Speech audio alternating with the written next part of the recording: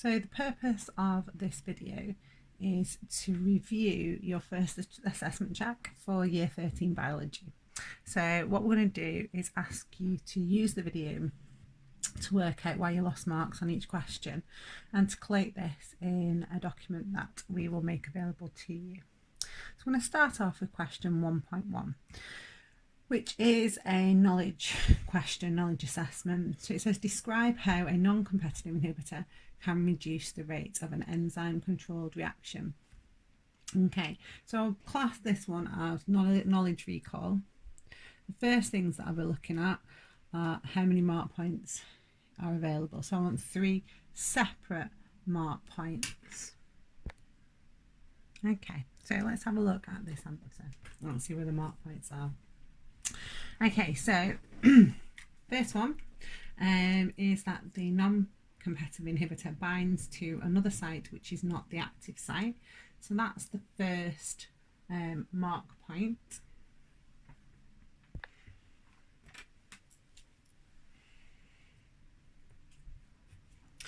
The next mark point is for stating that this causes a change to the tertiary structure of the enzyme. So just make sure you're getting that level of detail in your descriptions. And the final mark point is that this alters the active site so that it is no longer complementary to the substrate, so it prevents the formation of enzyme substrate complexes. Okay, so having a look at your answer, if you haven't got a 3 out of 3, then which part did you miss, and is it just about detail? So have you got a detailed feedback mark? The majority of students did answer this correctly. Okay, so most people have got either 2 or 3 marks on this one. So that was to start you off, a nice AO1 question, just knowledge recall. Everybody should be able to answer in full. Okay, so moving on to the second part of the question. So we're now given something we've not met, so pectin. Okay, so that's something found in some vegetables, it says. A scientist investigated the effect of pectin on the hydrolysis of lipids by lipases. And his results are here. So we've got a diagram when there's no pectin, and we've got one when there is. At the bottom we've got the lipid concentration, which of course, when we're reading this, is our substrate concentration at the bottom. So what does the graph show? It shows that with the addition of this type of inhibitor,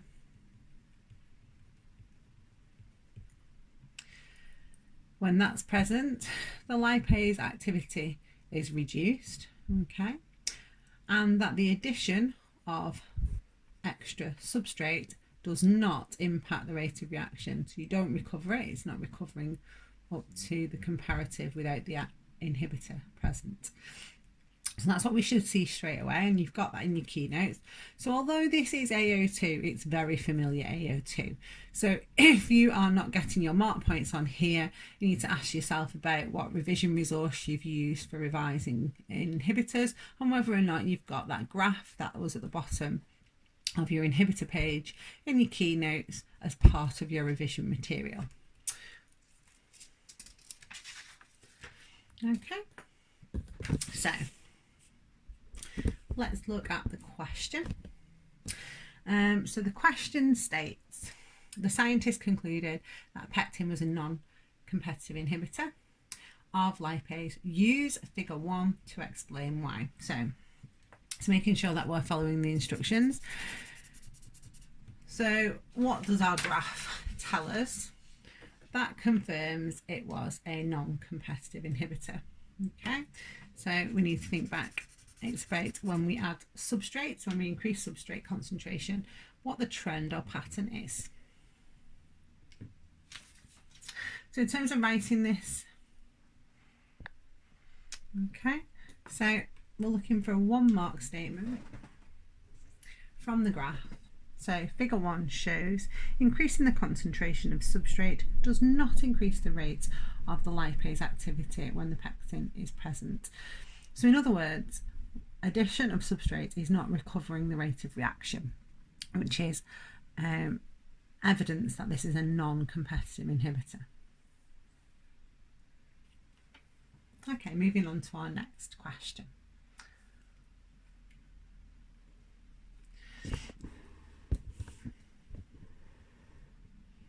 Okay, so the scientists also found that pectin stops the production of bile salt. So we need to make sure we're pulling out the keywords here. Okay, where have you met bile salt? Well, in the digestive system. Okay, increase the surface area for the action of lipases.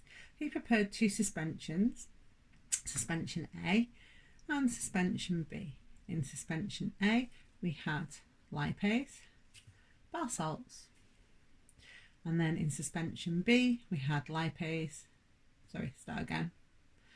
In suspension A, we had lipid and bile salts. And in suspension B, lipid, bile salts and pectin, which of course stops the action. Okay, so we can think about in suspension A, we will have emulsion occurring. That will increase the surface area of the bile, causing it to form lots of small droplets, whereas in suspension B that will not happen. Okay, then reading this, we did not add lipase to either suspension, so I need to keep that in mind there. Okay, so there's no enzyme added to either suspension. So straight away you should be thinking, when you're looking at the picture, well, there are no droplets visible in suspension A, whereas we have got lipid droplets visible in suspension B. Okay, so in B the droplets are bigger because we've stopped the emulsion from happening with the addition of the pectin, whereas in A, of course, we've got tiny little droplets which mustn't be visible at that magnification. Okay, for some limitations of this particular type of microscope. So we'll come back to that in a minute. So the first thing then is to calculate the maximum length of the large lipid droplet marked X using a ruler with millimetre intervals.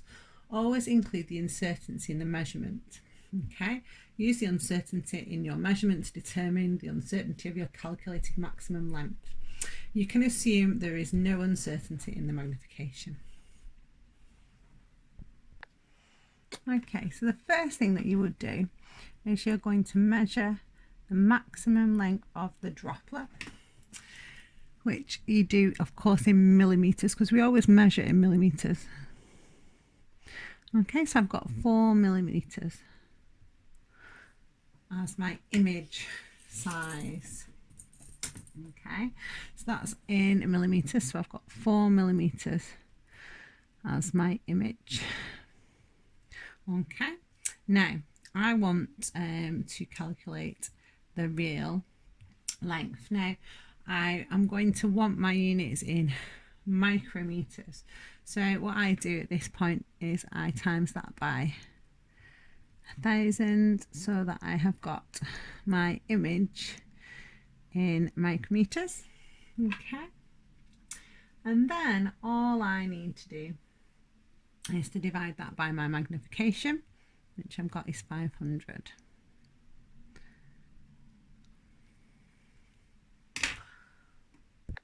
Okay, so that means that my maximum length then is 8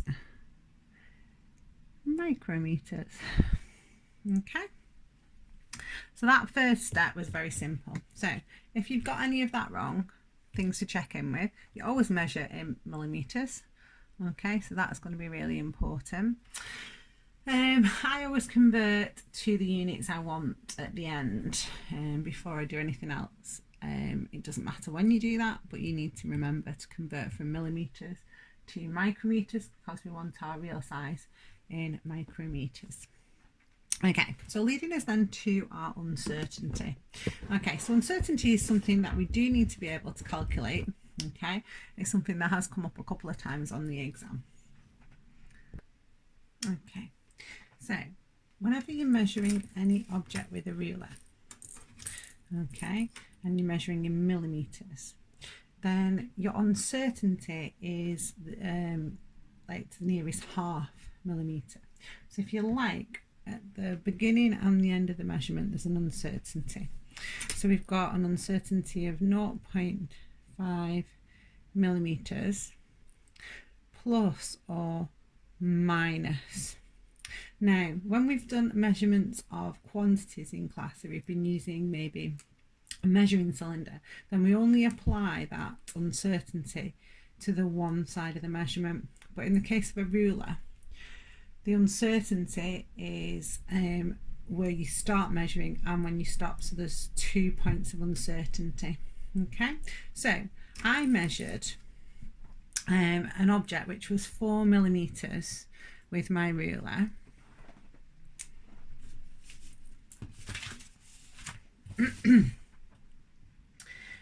Because my ruler has an uncertainty of 0.5 millimeters or half of a millimeter, I would have measured either 3.5 millimeters or 4.5 millimeters, so somewhere between those two ranges. So if I do my calculation for each of those, okay, so I've done my calculations for each. So I've imagined that if I measured this and I got the lower error, so I measured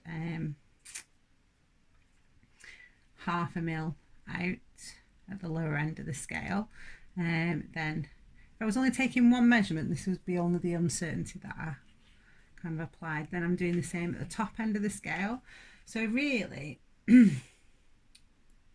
compared to what I actually calculated, which was 8, there was a 1 micrometer either side error, so 2 micrometers out.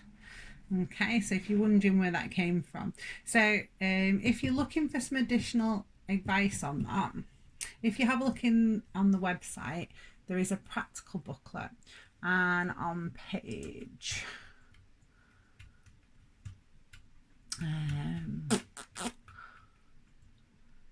39 and 40 of the practical booklet, it kind of talks to you about different types of uncertainty and doing those calculations if you're unsure.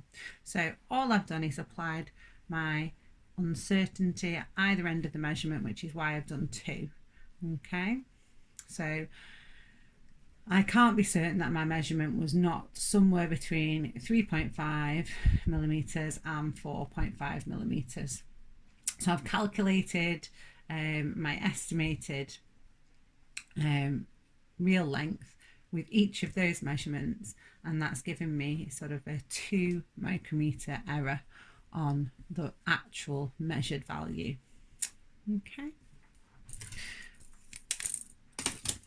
So moving on to the next page. So no large lipid droplets were visible with the optical microscope in the sample suspension A. Explain why. Okay, so if you had annotated on your script as soon as you saw that picture, you were much more likely to get this right. So as soon as you saw in suspension A that when you've got lipids and bile salts, you weren't able to see any droplets, you would have realised they're so small. But then it's about detail level, because a lot of you didn't include the detail that you need here, okay, or you used the wrong keywords. So I'll talk about those in a minute. So what we wanted was, in suspension A, the lipid was emulsified by the bile salt into many small droplets. So instead of having big droplets like in suspension B, in suspension A, they have been emulsified. So that's the key word that needs to be there. Okay. There was no enzyme added. There was no lipase present. So hydrolysis would be completely incorrect here. Okay. And that shows poor reading if you started talking about something like that, or poor background knowledge from that topic of digestion. The next bit then is explaining why, and it's here. You know, you've got to get used to picking up on these clues They said no large droplets. So the first bit is why they are not large, and then the second bit is about being able to be visualized by the optical microscope. So the second mark point we're looking for then is the optical microscope is unable to view droplets that are that small due to its limited resolution. Okay, so due to its poor resolution. Remember, magnification can be increased, but it's the resolution that limits the ability to view small objects using an optical microscope. Okay, and if you put a bit more detail there, that would be good, due to the long wavelength of light waves it uses. So if you didn't get both mark points, it was an incredibly easy question. It was AO2, so you were applying your knowledge of, and it was applying your knowledge from two different separate parts of the specification. So it's an expectation that you're going to be able to do that and do it with the right detail and the right terminology. What I didn't like seeing there was the hydrolysis coming in, because this was not about hydrolysis. The enzyme was not added, and also that incorrect use of the word magnification. So the magnification was not limiting anything. The magnification was not insufficient. It was the resolution. Okay. Right, so the next question was very straightforward, just cell structure. So it's just making sure that you do know this key knowledge. Okay, so cellulose obviously is found in plants and algae, okay, but not in the cell wall of fungi or prokaryotes. Murin or peptidoglycan is found in prokaryotes, and chitin is found in fungi. So it's the cell wall components of each of those different kingdoms. Okay, so if you don't know it, it's just key knowledge. Just need to learn that. Just AO1. Okay, so the next question was a little bit more difficult. Okay, the idea here, it really is that lots of people are not reading closely enough and not paying enough attention to the detail that they're being given. So let's take you through the stem first. So cell walls make up the fibre that people eat. Scientists investigated the relationship between the mass of fibre someone ate per day and the risk of cardiovascular disease. Okay, so they gathered the data from a large sample of people and used it to calculate relative risk. So we need to understand what relative risk is, because we've never met that term before. So relative risk of 1 means there's no difference in the risk between the sample and the whole population. Okay, so the sample and the whole population, there is no difference at all. So that's that on our graph. Okay, so if we look at that point on the graph there, what we're saying is if you eat that amount of fibre per day, your risk compared to the whole population is the same. Okay, so then it says the relative risk is less than 1, means you're less likely, cardiovascular disease is less likely to occur in the sample than the whole population.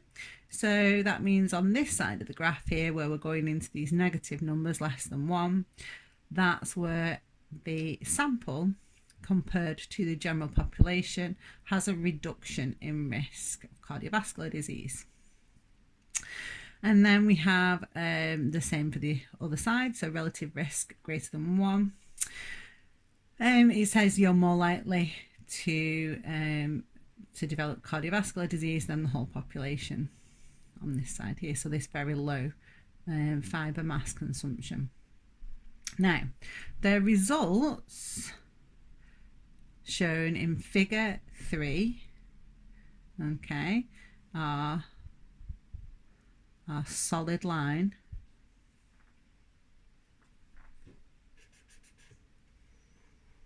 Okay, so that's the if you like, the mean relative risk. But then what they've plotted at either side of that is two standard deviations. So you can see the standard deviation for this particular mean here is very wide, narrow for this one, and very wide here. Okay, and the plot points are representative for 1,000 people, it says. So two standard deviations from the mean. Okay, right, so we've got our head around our data. Okay, so you are going to get one of these styles of question at least once in your papers at the end of this year. Okay, and it's incredibly important that you read the question properly, fully, make a point of picking up on the clues in the question. Because one significant clue in here that a lot of us missed was basically careful reading of this line. So a student concluded from that graph that eating an extra 10 grams of fibre per day would significantly lower his risk of cardiovascular disease. Evaluate. 4 marks. Okay, if you're going to get 4 marks for an evaluation question, there's no biological learning being assessed here at all. It is your skill base they are assessing. So they are assessing your ability to read the data and comprehend the data, and then to use it to evaluate. Okay, to evaluate a statement. So back to that graph. Okay, so imagine that the student ate 20 grams of fibre per day. So that's whereabouts they were on our graph. And they ate 10 grams more. Okay, so they go to 30 there. Now, what you've got to say then is if they were eating 20 grams and they ate 10 grams more, so to 30, does that result in a significant decreased risk for that person?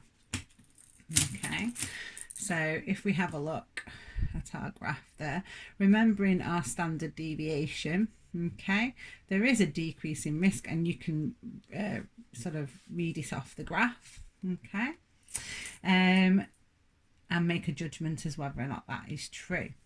If we take that he was eating 5 grams, okay, and then went to 15, then that might look like more of a significant decreased risk. So it's this idea, have you actually done that on your graph? Have you actually started reading and playing with your figures and thinking about your answer? Okay, so let me show what a good answer would look like. Okay, so let's review this answer. So the first thing I want you to think about is how the student is kind of structured, yes and no, so that they're definitely doing both sides.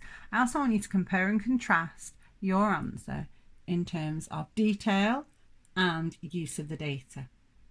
Okay, so yes, so I'm evaluating and bringing some support to this statement that increasing your fibre by 10 grams a day would significantly lower your cardiovascular disease. Well, I'm using the overall trend from the graph to start with. So figure 3 shows a negative correlation between the amount of fibre consumed and the relative risk of cardiovascular disease. As you increase the fibre consumed, there is a lower risk. So that is worth a mark point. And to tell you the truth, the majority of you made that statement. And that's basically all you did to use your data, the majority. Okay, so that's just 1 mark point. Now, watch the next mark point, because this is not always a mark point. It's worth writing because it can get you a mark point, but please don't just assume it will. However, this does not establish a cause and effect relationship. The trend could be due to another factor. For example, those who eat more fibre also exercise more regularly. Now, this time you can have a mark point, but it's not just for saying it could be another factor. You know, you've got to suggest another factor that could explain the result. And then I'll let you have a mark point. Then in our next bit, we're about the no. And this is where I would say that data use is very poor in terms of exam technique here. Okay, so you've got to get across that you understand the data. So there are certain things in this data set that I will just take you back to.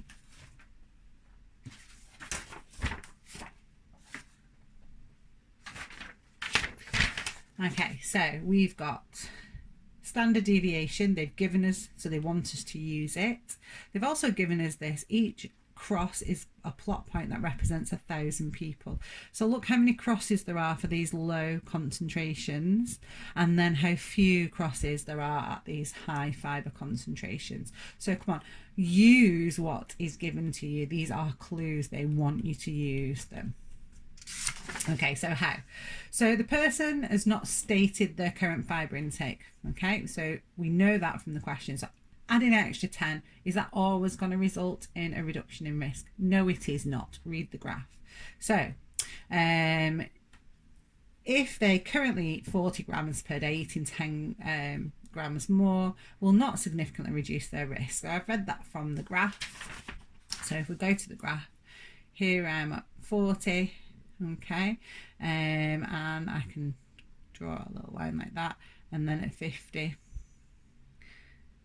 a little line like that. But you can see, because of the standard deviation around that 50, I'm still not within a significant change of risk.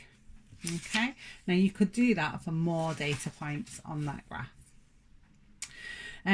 So that'll get me a mark point. However, if they currently eat between 5 and 30 grams, then adding 10 grams more. Okay, so there I'm at 5.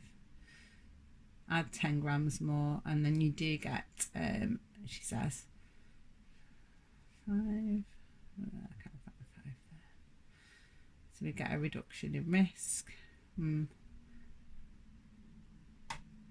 So I'd probably go for one around this mark. Okay, so when you get from 20 to 30, you do get a significant reduction in risk, even when you take the error bars into consideration, the standard deviation. So also the two standards, so there's no additional mark point there, sorry, it's just me doing the same thing the other way. Also, the 2 times standard deviation shows the trends at the low fibre and high fibre end are less certain. Let's have a look at that.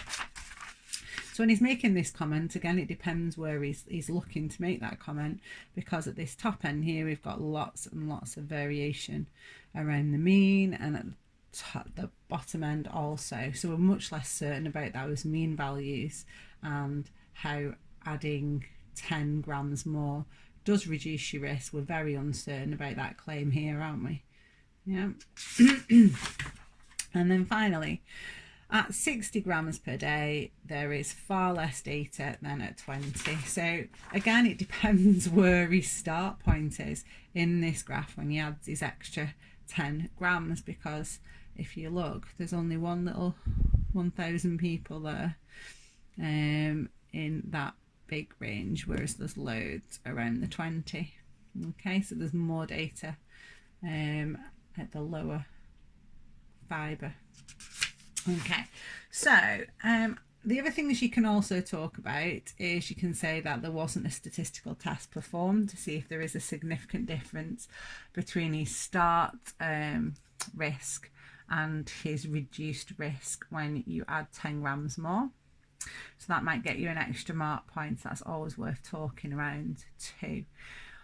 What I will say is it's just this idea of how little work we've done on really evaluating this and using the data that shows that we're not going to pick up the marks ever in a month of Sunday. So it's really working the data. What have they given you? How many statements? Not just for. Make as many statements as you can that are for and against, and use the data in your answer. Okay, so the next one, again, is nothing to do with anything you've been taught. It's just exam technique and thinking. Okay, it's about really experimental design, this, and your appreciation about what makes valid data. Okay, So they were quite kind. There were lots of available mark points here. Okay, so for the first one, well, let's just review the question first. The scientists estimated the mean mass of fibre eaten per day using a food frequency questionnaire. Okay, a food frequency questionnaire. It says it asks each person how often they've eaten many types of food over the past year. An alternative method of calculating fibre eaten is a nurse to ask a person detailed questions about what they ate in the last 24-hour period. So suggest, again, that means we don't teach it to you, one advantage of the food frequency questionnaire and what's one disadvantage of the food frequency questionnaire. Okay. So if you think about the food frequency questionnaire, it is taken over a longer period of time and so will be more representative, okay, compared to just a 24-hour survey. The diet might vary a lot from day to day during the year, so that's why it will be more representative if we include it for the whole year.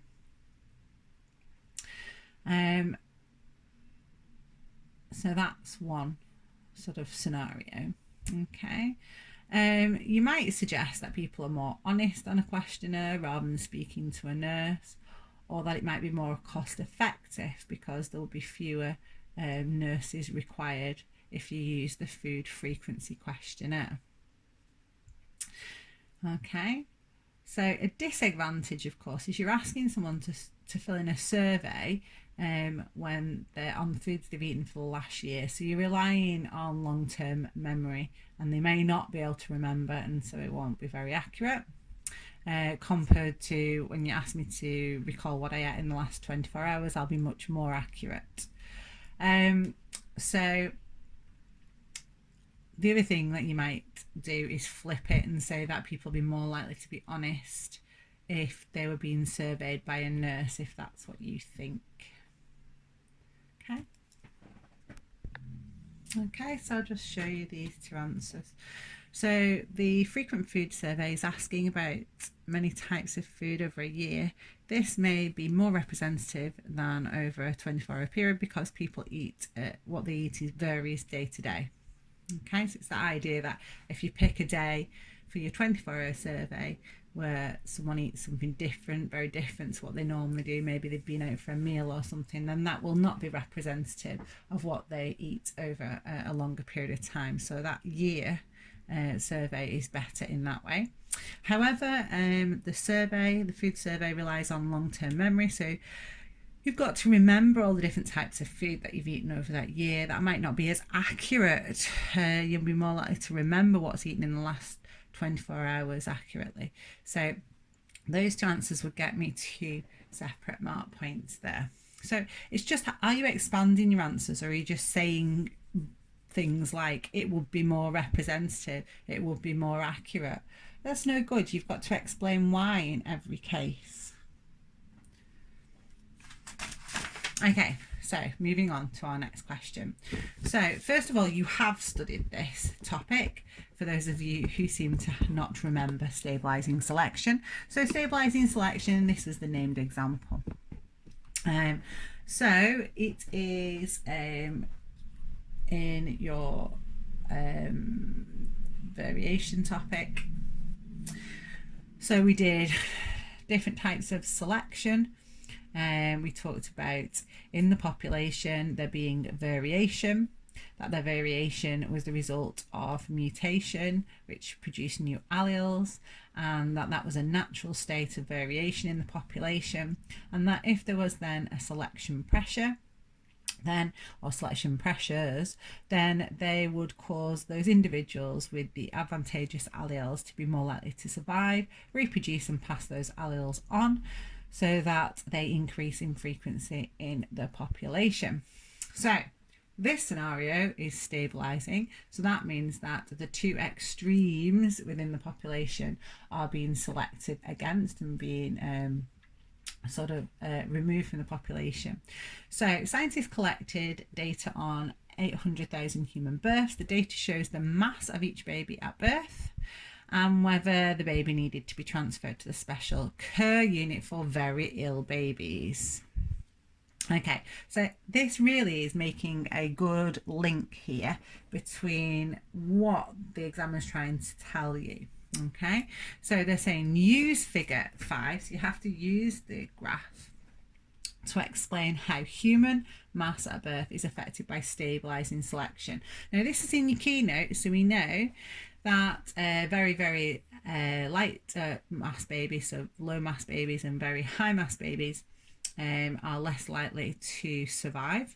Okay, and we know this from this information here, because if you look, those are the babies that are more likely to be transferred to special care for very ill babies. So those babies' survival is less, isn't it, than babies that don't end up going to special care, because they are the kind of a mass that means that they survive without any help. Okay, so let's have a look at the answer. Okay, so let's review. So it's making sure we get the data accurately from the graph as well. So we've got, if you think about it, when you're reading above and then below, so sort of going here and here. Now that might be where some of us have got no mark points for this first one, because they wouldn't accept anything other than those two values. So babies with masses less than 2,800 and more than 4,200 are more likely to be transferred to special baby care. So that's the first mark point. Okay, then it's using your knowledge of stabilising selection. Okay, so, and it's particularly describing the selection. So this is evidence babies of this mass, these extreme masses, are less likely to survive, and so less likely to pass on their alleles for the extreme mass. Over time, this would reduce the frequency of alleles for extreme birth mass in the population, is third mark point. Okay, so it's making sure that you have got that in your, seeing the sun beaming in through the window. So making sure you've got the data, and then this linked to alleles. Okay, so which alleles you stated which are being selected against, and what would happen to the frequency of those alleles over time. So it's really important that you've got the detail level in there. It wasn't good enough just to say stabilising selection is the selection of against traits that are extreme. Okay, yeah, it is, but they wanted you to explain how in this case human mass would be affected by a selection, yeah, which was stabilising at both extremes. So that's where that detail comes from. And if you don't recognise the level of detail, then you need to be thinking, when they say use, that means there's going to be figures, and then explain is say why. Okay, so making sure that you give a good explanation as to why human mass will be affected in this way. Okay, so on to our next question. Okay, so this next one was A01, and it was really disappointing because it's usually done really well, this, and in terms of the exam when this was asked, students ticked these off really well. So the fact that we didn't have the recall of what our A01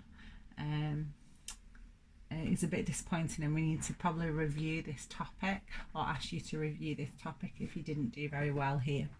Okay, so let's go through the paragraph and think about why these are the only correct terms.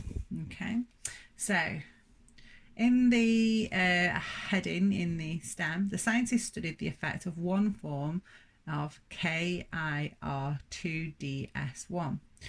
okay, of the human KIR gene en masse at birth. So this is one form of a gene. In the following passage, the numbered spaces add the biological terms. So if it is a form of a gene for birth mass, then it is an allele, one form of a gene. Okay. And it says it's found at a something on chromosome 19. Okay, so it's the posh word for location. Okay, so that would be at a loci or locus. Okay, so that's where you would always find alleles for this gene, at a loci on chromosome 19. The allele is 14,021 bases long and is something into RNA. Okay, so that's the bases in the DNA, which is the allele, and it is transcribed into messenger RNA, which is shorter. Okay, this messenger RNA is then somethinged into a polypeptide, so that's going to be translated, and the polypeptide is then modified. So where are our polypeptides modified? Modified, sorted and packaged. That would be in the Golgi.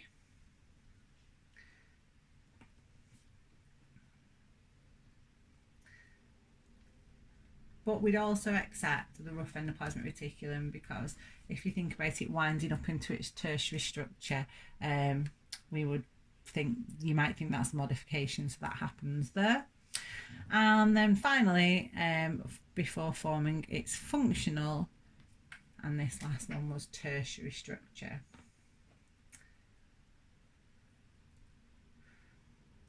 Okay, so it's just making sure you've got those key terms in. Now, where would you have known those key terms from? The first two are really in your variation topic, although we'll meet them again in meiosis, or we met them in meiosis, sorry. We'll meet them again in genetics this year. Transcribed, translated was in your protein synthesis topic, and Golgi apparatus in your cells topic, and tertiary structure in your protein topic. Okay, so then we come on to, I apologise for the sun blurring in now. Let's see if I can get a slightly different. So then we've got a stats question. Now you're going to have a stats question. There's no shying away from it. You need to learn your stats. There are only 3 stats tests that you need to know. Chi-squared, which is whenever we're looking at frequencies, so comparing frequencies to see whether a frequency is significantly different to an expected frequency. So we use that a lot in genetics. Correlation coefficient, when we're looking for a correlation, a relationship between 2 variables. So when I change X, does Y change? And then finally the student's t-test, when we're looking to see if there's a significant difference between 2 means. So it's worth having a revision card just stating what you use each one of those for and learning it off by heart. So the scientists studied 1,500 more births. They recorded the mass of the baby and the nature of the KIR gene. Okay, so whether or not they have this particular allele in the mother's genome and then the baby's birth weight. So the scientists used the stats test to test the following hypothesis. So we're looking in the hypothesis for what kind of test it would be. So the presence of the allele in the mother's genome does not affect the frequency of births above 4,500. So it's that word frequency. If we see frequency, we go for chi-squared. Okay, every time. So if it's 2 means we're comparing, it's the t-test, and if it is a correlation, we're looking for a relationship between 2 variables, it is the correlation coefficient. Okay, so having a look at this answer. Okay, so Whenever you're doing one of these stats paragraphs, which you will have to do at least one of in one of your papers, please let's make sure we get all the mark points, all of us. Okay, so the scientists calculated a p-value of, now this time they haven't given you an arrow, they've given you 0.03, which is less than 0.05, okay, when testing their hypothesis. What can you conclude from the result? Explain your answer. So the first thing you write is the probability that the results, now you have to qualify that, the frequency of births above this weight of 4,500 grams. So the probability that the results were due to chance was less than 5%, because this is less than 0.05. Okay, the other way of writing that is the probability that the results were due to chance was 3%. Okay, but we're used to writing was less than 5, so we'll write it like that. This means that the presence of that allele does significantly affect the frequency of births, and this means the null hypothesis should be rejected. Okay, so there are 3 mark points there, and it's really incredibly important that you, I know it's not the same necessarily for psychology and geography, but you do need to link back to the question, so you won't get away with just writing the probability that the results was due to chance was less than 5%. This means the results are significant and you reject the null hypothesis. You would only get 1 mark point for that in biology, because they want you to use and relate back to the question. Okay, so the first mark point was for the probability that the results were due to chance was less than 5%. This means that the presence of the allele had a significant effect on the frequency, and this means the null hypothesis should be rejected. It's your 3rd mark point. Okay, so you will need to do this. There are different variety, obviously, of questions we've seen. Sometimes you've got to use the probability values to make conclusions in tables like we did last week. But also you could just be, there's going to be one of these questions. You need to practice it if you still don't get it. Okay, moving on to the next question. Okay, so scientists investigated the cell cycle in heart cells taken from mice 6 days before birth and then at 4, 14 and 21 days after birth. Describe and explain the data in the table. Okay, so look at your data, describe, say what you see. Okay, as the age in days increases, the percentage of heart cells undergoing mitosis decreases, as does the percentage of heart cells undergoing DNA replication. But if you look at the data, okay, this is slowing down faster than this, so indicating DNA replication happens prior. So this is slowing down before this slows down.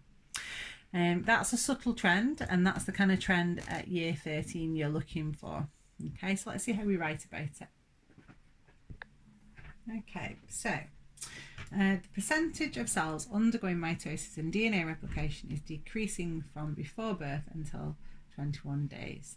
Okay, so that's the description, and then I have to say why.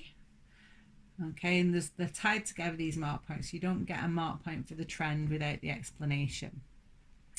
As the heart grows more and more slowly until it becomes fully grown. Okay, so that's why our trend is slowing as we go. Second mark point was for knowing that DNA replication is slowing first, and that's because DNA replication occurs prior to mitosis.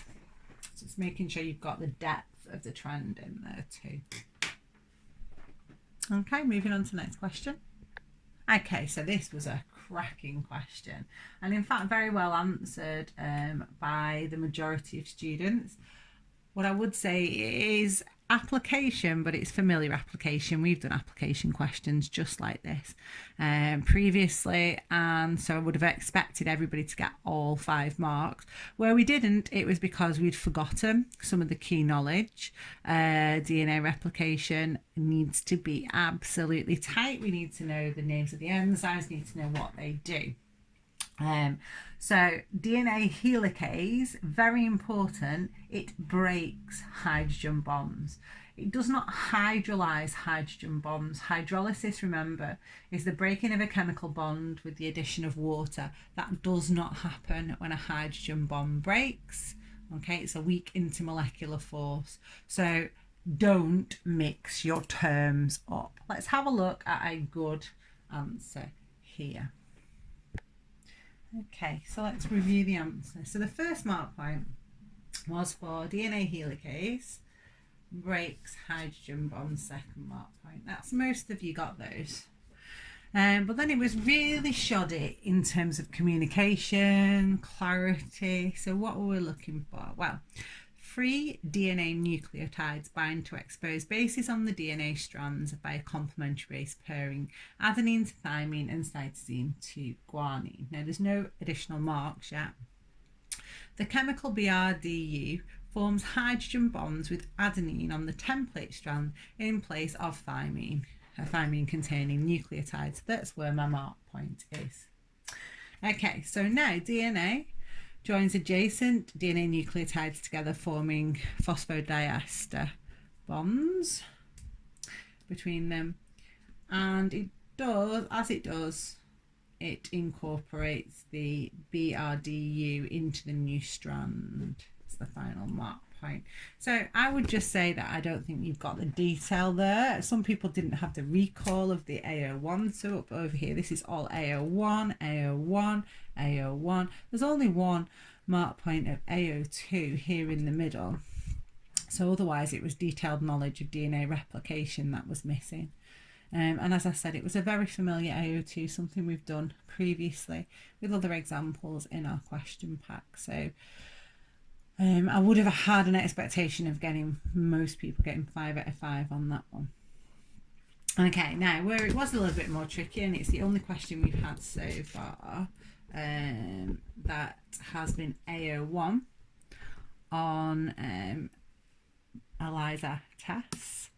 So the cells with BRDU in their DNA are detected using an anti-BRDU antibody with an enzyme attached. So there's our antibody, and there is the enzyme attached, and of course it's got specific complementary binding sites to the BRDU within the DNA. That chemical. Use knowledge of ELISA tests to suggest, so you've not been taught it, so you asked to come up with a method yourself and explain why your method would identify cells with BRDU in their DNA. Okay, so let's have a look at an answer. Okay, so first of all, I'm interested that there was so little sort of diagrams and things, because I couldn't do this without working out my sort of what I was going to do in a diagrammatic form. So I'll talk to you about it as I go.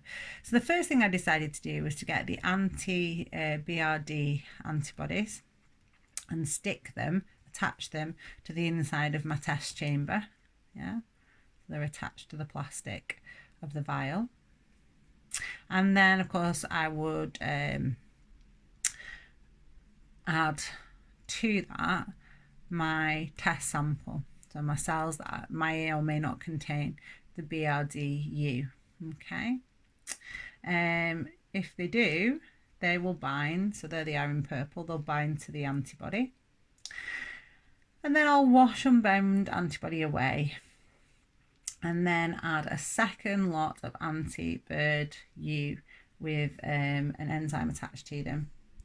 And then if my cells which contain the anti-BRD are present, that antibody will now bind to that. and then I'll wash it out again to get rid of anything that's unbound, add a substrate, and if the enzyme is present, because the cell is present and it's bound via the antibody to that cell, then it will cause a colour change, and that will be a positive result for cells with BRDU. Okay, so in terms of mark points there, it had to make sense as a method. Okay, you can't just vaguely talk about adding antibodies with enzymes and adding substrate. It had to be a method, a suggested method. So because I've used the anti-Bird U antibody attached first, then added my cells, then added my second antibody with the enzyme attached, that's a valid method.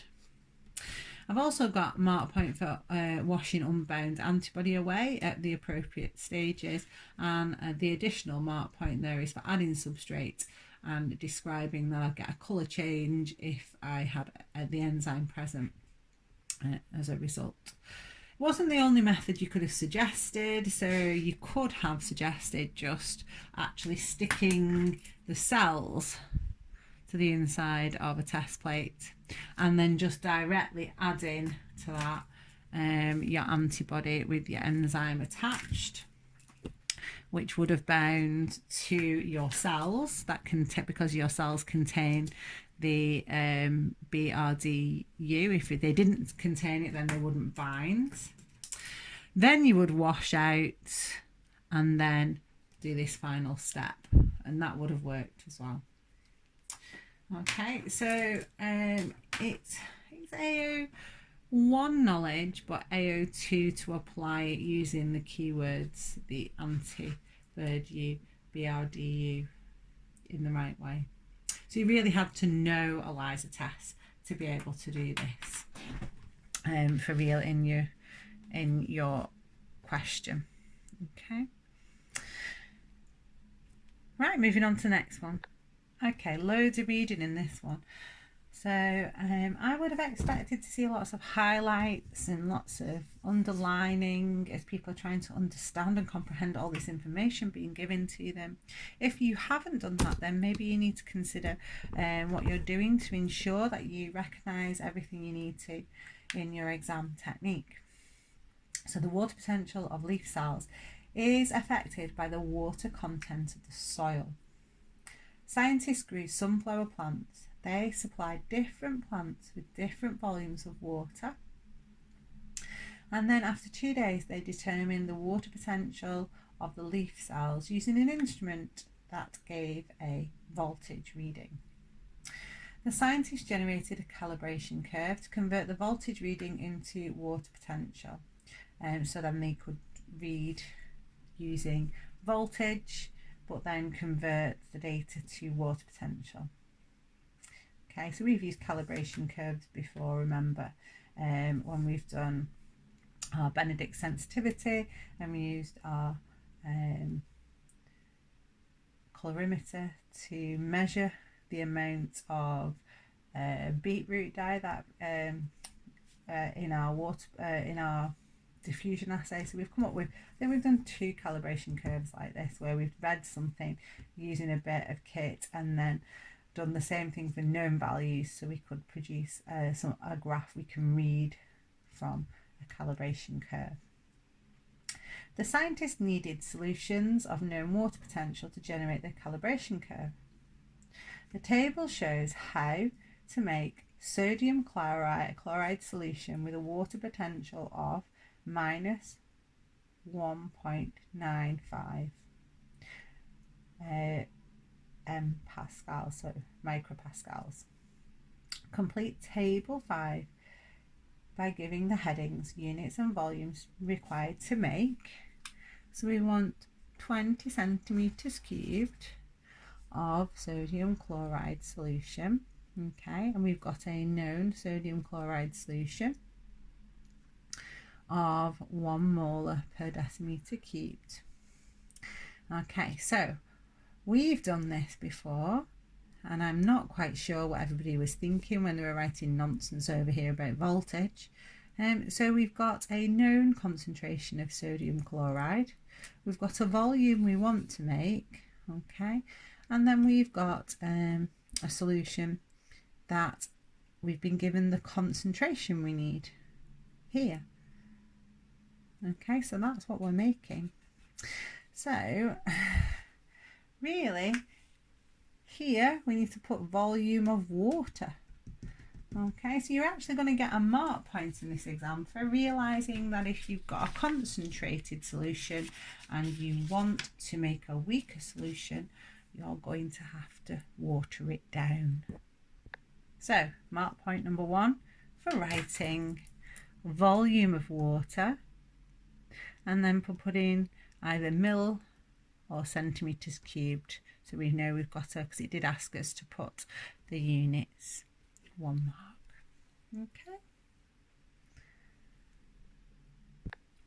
Okay, so I'm starting with a 1 molar solution, and I want to know how much of it I want if I am going to have a 0.04 molar solution.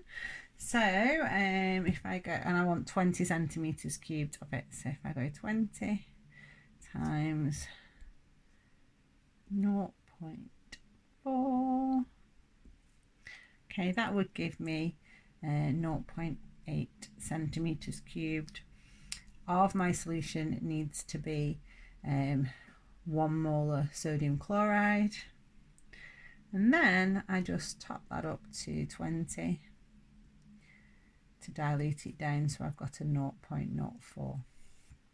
Okay, so that's all you were being asked to do there for that one. Okay, so moving on to the next question. So table 6 shows some of the concentrations of sodium chloride solution the scientists used and the water potential of each. Okay.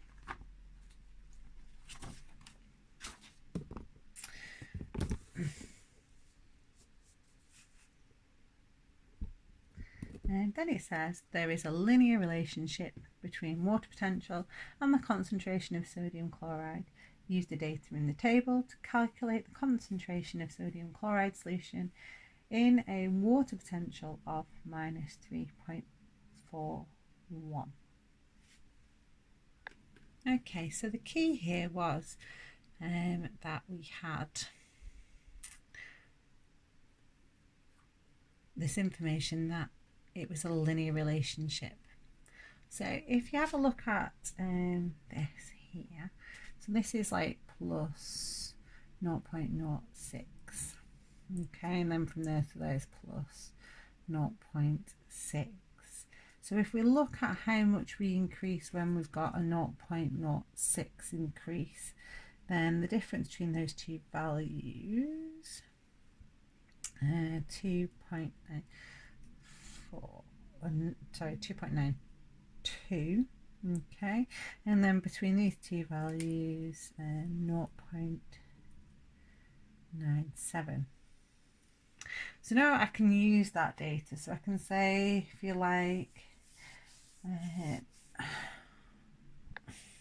okay, so I've just used that one bit of data. I said when you increase the solution by 0.06, that gave me an increase in water potential of 2.92. So I know it's proportional all the way through.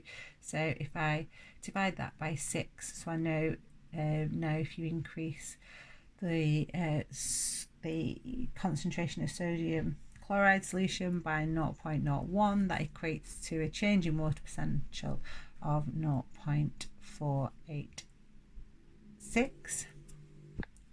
So if I take the water potential that they want us to look at, minus 3.41, and I'm dividing that by how many minus 0.486s it contains, so that gave me 0.07. So that is my answer. Okay. Now it didn't matter which bit of the data, if I've used the whole or just part of it, because they told us that it was a linear relationship. So you might not have done it in exactly the same way. That's okay. That's by long-handed way. Okay, so in the next bit of the question then, it says, In addition to determining the water potential of leaf cells, the scientists measured the growth of the leaf. They recorded leaf growth as percentage increase of original leaf area. So this is percentage increase of original leaf area. Okay, so where you've got 0, there's no growth, so there's no increase, and then we've got up to a 15% increase. One leaf had an original area of 60 centimetres square and gave a voltage of -7. Use figure 8 on page, on the page it was on, figure 8 and figure 9 to calculate how much this leaf increased in area and give your answer in centimetres square. Okay, so step 1 is I need my voltage reading graph to convert this -7 voltage into whatever water potential it is. Okay, so going to our first graph then, we're looking for 7, so -7 volts. So we've got it going up in ones there, so there's our 7. Going across, just make sure we hit the graph in the right place. Okay, and then coming down. Okay, so that's 1, minus 1.9 I've got, or have I got 9? So it's 2, 3, 4, 6, 7, 8, 9, yeah, 1.9. Okay, so now I can come back to this graph here. Let's make sure I've written that down right. So I've got on my graph I've just read -1.9. So now I'm coming to this graph. And I want here, so that's a 15% increase at that water potential. So I've gone to my first graph to get my water potential, then I've used that water potential to work out the percentage increase, and now I can apply that. So I've got a 60 centimetre original, and I want a 15% growth.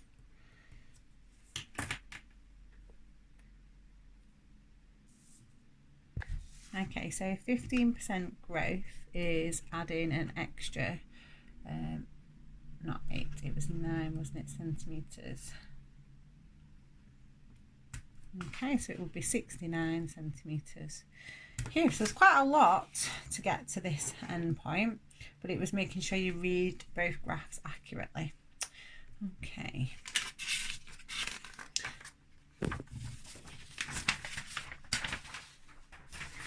Right, next question. So getting towards the end now. So sunflowers are not xerophytes, it says.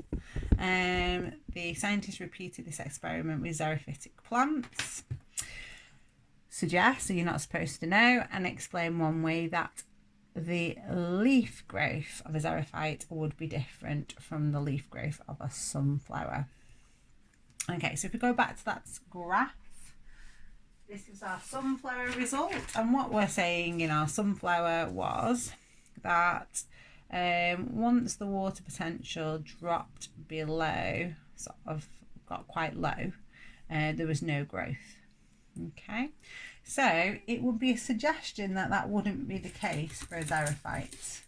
Okay, because you wouldn't want that to be true. Okay. So this idea that you'd expect growth to continue maybe at lower water potentials, but then you'd need to say why you think that would be. So growth would continue for a xerophyte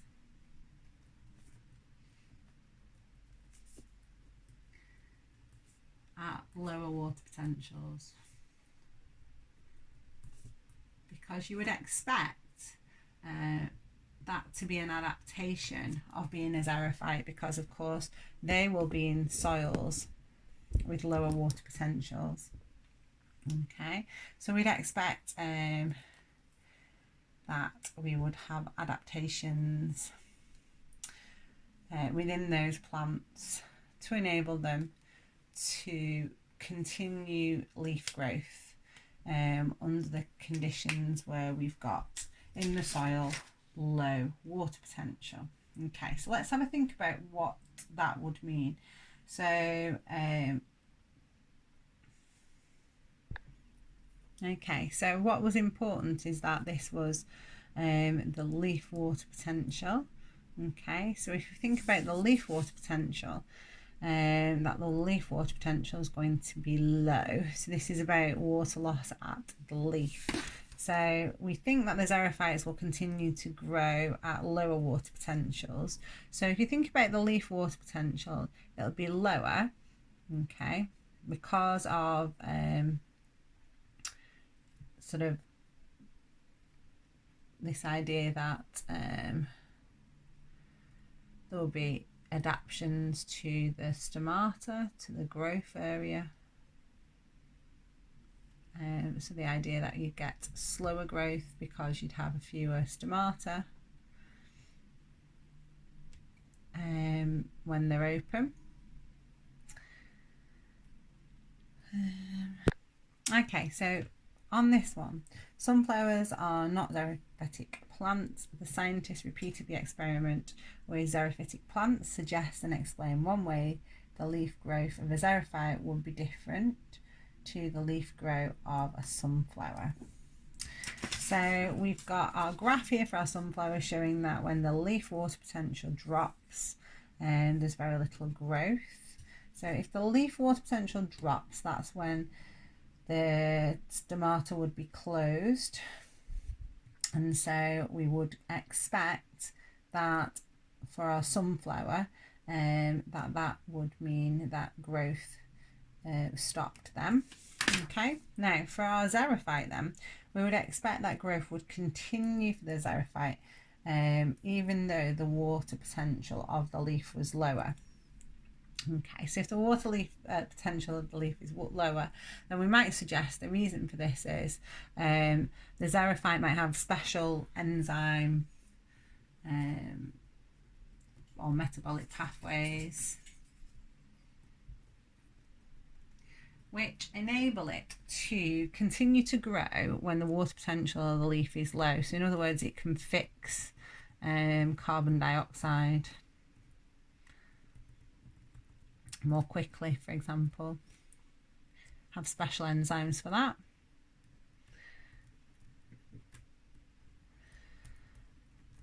The other thing we might suggest is just generally, you might have gone in a completely different direction, that the xerophytic growth would have been slower. Okay, no matter what the water potential really, just that it would always have been lower. So the trend you would have expected a smaller percentage increase in original length for a xerophyte, slower growth because obviously it doesn't have as many stomata. So fewer stomata, less carbon dioxide, so slower growth. Okay, so something like this, you'd expect slower growth with a xerophyte leaf than generally than a sunflower leaf, as they've got less stomata, so in terms of gas exchange there'd be less carbon dioxide for photosynthesis, so a slower growth rate in the xerophyte. Okay, so that one was quite tricky. The next one quite a lot easier really. So use your knowledge of gas exchange in the leaf to explain why plants grown in soil with very little water grow slowly. So this is a much easier question, this one. So I think most of you got that idea that under those conditions the stomata close when there's very little water in very little water in the soil.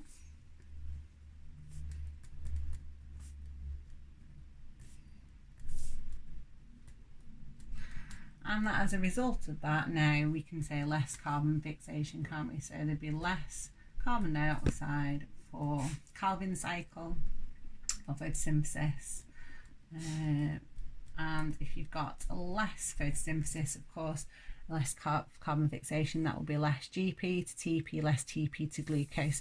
So this would mean less glucose.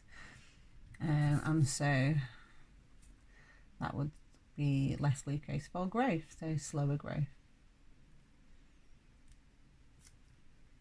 So that one was quite a lot easier, and I think most of you managed that one, get those 2 marks.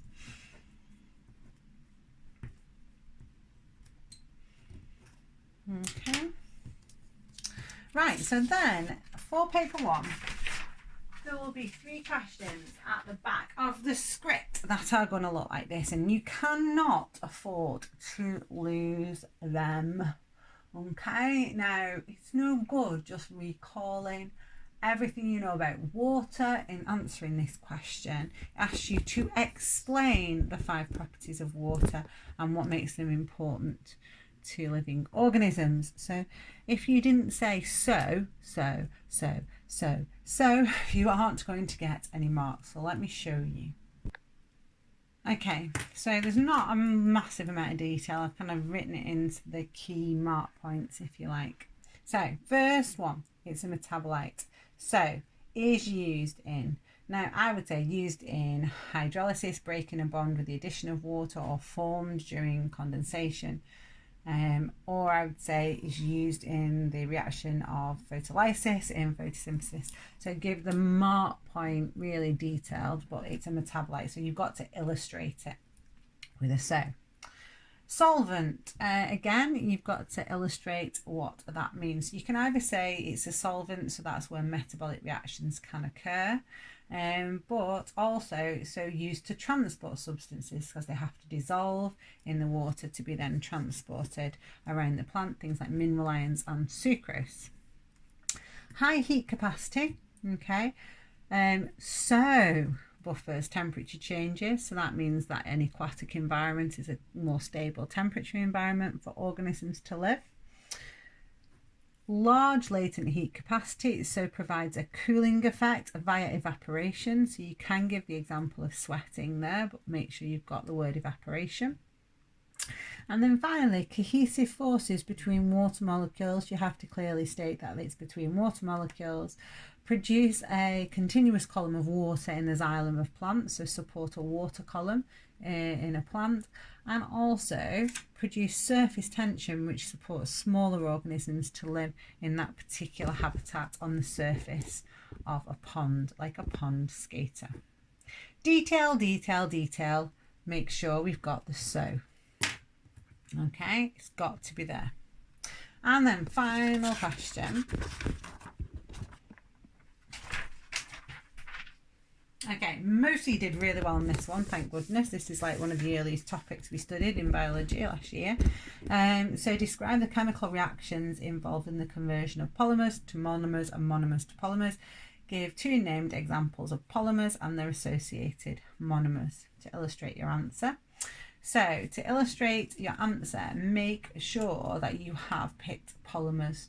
So polymers that you can use are polypeptides, the monomer unit amino acids, starch, its monomer unit alpha glucose, or you could have gone for glycogen, again, its monomer unit is alpha glucose and it has to be stated alpha. Could have gone for cellulose, then your monomer unit is beta glucose. Could have gone for DNA, then you're on nucleotides, DNA nucleotides as your monomers. You could have gone for RNA, then you've got RNA nucleotides as your monomers. Okay, so you could use any of those. What you couldn't use was lipid, because lipids are not polymers. They are made up from just 4 molecules joined together, glycerol and 3 fatty acids, and they aren't the same type of molecule. So you, if you pick that one, would have shot yourself in the foot. Okay, so we also needed your definition in full. So we needed to have a condensation reaction, joins monomers together and forms a chemical bond with the release of water. And then for hydrolysis, we wanted to say that this was breaking of a chemical bond between monomers using water. So it's whether you have the detail in there. So I'll give you an example of an answer. Okay, so when producing starch, many alpha glucose monomers are joined by condensation reaction between, it says, adjacent OH groups to form glycosidic bonds with the removal of water. So this person has given us the correct monomer and the correct polymer. They have removed water to join them together and told us that that was a condensation reaction, and they've also named the bond between them, which is worth an additional mark. Okay, then they said amylase hydrolyzes starch to maltose. In a hydrolysis reaction, you add water to break the glycosidic bond between the alpha glucose. Okay, so there's a mark point again there. Amino acids are joined by condensation reaction between the amine and the carboxyl group, forming a peptide bond with the removal of water. So I've got another example there. And then we've got the hydrolysis of the protein again. So in their answer, they have defined correctly condensation and hydrolysis reaction. They have given 2 suitable polymers and monomers from which they are made, and they have referred to actually 2 bonds correctly when they needed 1. Okay, so check your answer for detail. That'll be all that's missing. Have you named bonds? Have you said specifically condensation reaction is the formation of a chemical bond or given the bond with the removal of water? Okay, so that you've got there your specific definition. And the same for hydrolysis. Have you got the breaking of a chemical bond or named a bond with the addition of water? Right, so that's it. So what you need to do now is you need to have had, from doing this task, really sort of honed in why you're losing mark points. Is it exam technique? Is it reading? Is it mathematics? Is it just knowledge? What do you need to do now? So the thing about your first year key knowledge now is we're not going to be recapping it within lessons as we're covering the year 13 content. We will of course be practicing skills, but any gaps in knowledge really you need to address outside of the classroom now with additional revision. Okay, so where you have got those gaps, please identify those. It's possible to request additional exam questions as well from me or Sue or Karen. So if you feel that you want more practice on mathematics, graph work, evaluation questions, whatever it is, you can make a request and we can put a pack together for you to do some additional independent work. So we really need an action plan as a result of this task, and that's what we're going to be asking you to submit, and your tutor's going to have a look at it and see whether they agree with your actions, and then we'll be looking to see you doing these things over the next month or so to bring about a real improvement for your November mock exam in terms of exam technique and reading and your mathematics. This is definitely doable in that time frame.